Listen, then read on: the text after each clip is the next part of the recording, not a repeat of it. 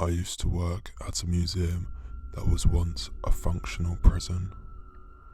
Throughout my 8 years working there, I have been pushed, slapped, bit, dragged, and punched by unseen entities. I always had problems when I would go lock up certain buildings at night because you never knew what you would see coming around the corner. I went into the cell house once to turn off the lights, rounded by the doorway to see a full-bodied apparition standing there in an inmate's uniform. A split second later, he vanished into thin air. There was a pretty notorious inmate who was often involved in one of the riots, and his spirit would follow me around the grounds. One night, I was with a paranormal group, and we went into the area that we don't let the public visit because it's in disrepair, and we were screamed at to leave and something snarled at me. It was not uncommon for me or one of my co-workers to have shadow people follow us around, and we would even have some poor visitors chased out of certain buildings like maximum security by such entities. The worst place to go in the facility was the tower. I went up there with a group once, and one of my co-workers was physically pinned to the wall by an unseen force. 3 huge men tried to pull them away from the wall and couldn't. That's how strong this thing was. It only let my co-worker go when I started yelling. We went to leave and go down the stairs, which were pretty steep. I was bringing up the rear when I got a huge shove from behind that almost knocked me off my feet, and a voice started to scream at me, "Go away!" I've never been in a yelling match with a spirit before, but I ended up in one that night. They did follow me home on occasion. One night I woke up to use the restroom, walked down the hallway and had a shadow person emerge from the right wall and walk across the hallway into the left wall. I had to do a full spiritual cleansing of the house after that. I had to get into practice of telling them that they were not welcome in my house and that they were not allowed to follow me home. I've since moved, but every once in a while my father says he feels something in the house, but that it hasn't been bothering him, so periodically I go back and do another cleansing just to make sure. I have dozens of stories from that place.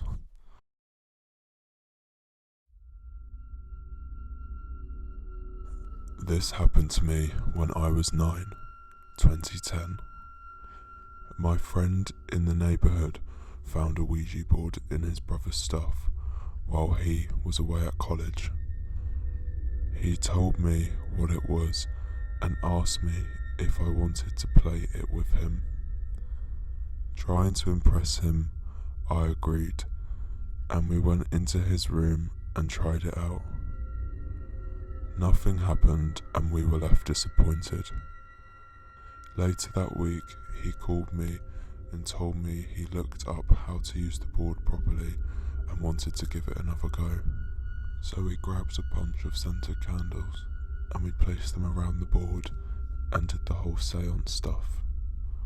We asked the board if anyone was there and of course went to yes. We thought the other was messing around, but we agreed to take it seriously because I didn't care if it was a stupid joke. We asked the ghost what its name was and it spelled out Owen. My friend asked if it was a person and it went to no. We asked what it was and it spelled out demon. I then asked to prove it You know that call in the intro to Finding Bigfoot? Well, that's the closest thing to what we heard from the garage. Keep in mind, it was only us in the house. It scared the shit out of us and we ran out the house. We checked the garage, nothing. A few weeks go by and he tells me how he is having paranormal experiences. He feels like he is being watched whenever he is downstairs, in the kitchen and the living room. He feels someone sitting on the end of his bed every night. Every time he walks past the garage, he feels someone grab his wrist and pull it towards the garage. Whenever I went over, I always got that feeling that someone was looking at me from the ceiling. It was definitely unnatural. Then came the scariest part of all. We were at his house playing Army in his room. While no one else is home, we began to hear heavy footsteps downstairs, except whatever was making it had hooves. It sounded like a full-grown horse was walking downstairs. Then we heard someone begin to laugh and cough at the same time. My friend ran over and slammed the door shut and we hid. He hid under his bed while I hid in the closet. Then it sounded like someone began scratching his door with one big claw. He started crying and I was on the verge of tears. My friend yelled, "Leave us alone, Owen. You're scaring us."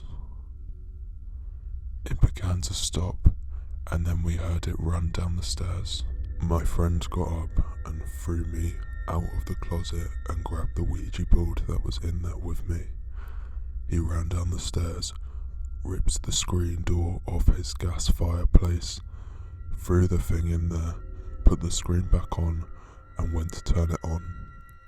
When he was about to turn it on, we heard a loud moan from the basement, which was right behind my friend. He flicked the fireplace on and the board began to burn. That was the end of that, and we played outside since he was too scared to go back into the house until his parents were home. His parents came home and saw that he had burned his brother's Ouija board. They grounded him and threw the burnt board away. That was the end of the paranormal experiences in my friend's house, and that's why I will never take part in one of those games again.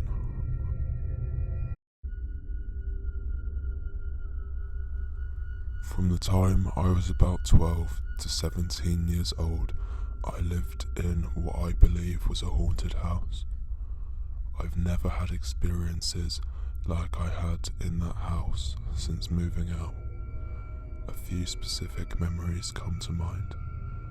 Once I was hanging up laundry in my closet. I heard someone whisper my name in my ear, clear as day.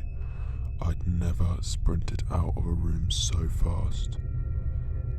Another time, my sister and I had friends over and we decided to use a tape recorder to ask questions to the ghosts like they do on those paranormal shows. We played the tape not expecting to hear anything and could hear a very soft voice say, "I'm in the closet." We were sitting near a small closet in the basement. My parents eventually decided to sell the house. We moved into a new place before selling this place. My sister stopped by the house after there had been a couple of showings to turn out the lights in the house. She went to turn off the lights in the basement, which had multiple light switches. One was at the far end of the basement away from the stairs. She turned off the light and swears she heard heavy footsteps of someone running towards her. She ran out of the house without turning out the rest of the lights and locked the door. That was the last time either of us went back into where we were in the neighbourhood, and the new owners offered to show us the renovations they had made. Nothing happened then, but they did ask us if we wanted to babysit their kids.